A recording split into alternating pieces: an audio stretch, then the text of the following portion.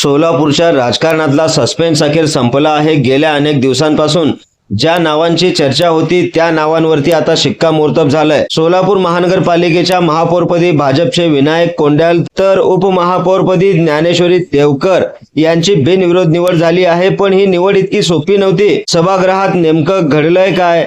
शिंदे सेना आणि एमआयएमने आपले अर्ज मागे का घेतले आणि सोलापूरच्या नव्या कारभाऱ्यांचा पुढचा प्लान काय आहे, पाहूया हा एक सविस्तर रिपोर्ट। नमस्कार, मी बंदगी आपलं एनजीटीव्ही मराठी न्यूज चॅनल मध्ये सहर्ष स्वागत करतोय। आपण जर पहिल्यांदाच एनजीटीव्ही मराठी न्यूज चॅनल पाहत असाल तर नक्की सबस्क्राइब करा। सोलापूर महानगरपालिकेच्या आवारामध्ये आज सर्व नवनिर्वाचित नगरसेवक इंद्रभवन मध्ये जमले होते। पीठासीन अधिकारी गणेश निराळी यांच्या अध्यक्षतेखाली सभेला सुरुवात झाली। प्रशासनाच्या वतीने नगरसेवकांचे स्वागत गुलाबपुष्प देऊन करण्यात आले। वातावरण अगदी प्रसन्न होतं, पण राजकीय हालचालींना मात्र वेग आला होता। सुरुवातीला महापौर पदासाठी शिंदे सेना आणि एमआयएमने आपले उमेदवार उभे केल्याने निवडणूक होणार असं चित्र दिसत होतं। मात्र सभागृहात चर्चेच्या फेऱ्या रंगल्या। शिंदे सेनेचे गट नेते अमोल शिंदे आणि एमआयएमचे तौफिक हत्तुरे यांनी एक महत्त्वाची अट प्रशासनासमोर आणि सत्ताधारी भाजपा समोर ठेवली। ती अट होती समान निधी। सोलापूर शहराच्या कानाकोपऱ्यामध्ये विकास करायचा असेल तर प्रत्येक नगरसेवकाला समान निधी मिळायला हवा। या मुद्द्यावर एकमत झाले आणि राजकीय चमत्कार घडला।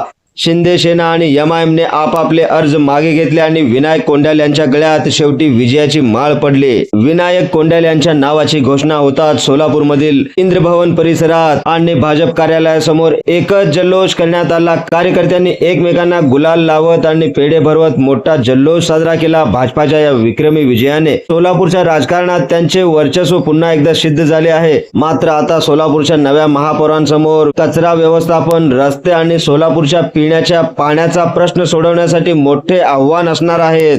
आता मात्र सोलापूरला नवे नेतृत्व मिळाले आहे, यामध्ये तीळ मात्र शंका नाही। पण तुम्हाला काय वाटते, समान निधी वाटपाच्या अटींवर झालेली ही बिनविरोध निवड सोलापूरच्या विकासाला खरोखरच गती देईल का? नाहीतर हे केवळ राजकीय सोयीचं राजकारण आहे? तुमच्या प्रतिक्रिया आम्हाला कमेंट बॉक्स मध्ये नक्की सांगा। तुमच्या एका कमेंटमुळे प्रशासनापर्यंत तुमचा आवाज पोहोचू शकतो। आणि हो, जर तुम्हाला सोलापूरच्या आणि महाराष्ट्राच्या अशाच वेगवान आणि निष्पक्ष बातम्या पाहायच्या असतील तर आत्ताच एनजीटीव्ही मराठी न्यूज चॅनलला नक्की सबस्क्राइब करा।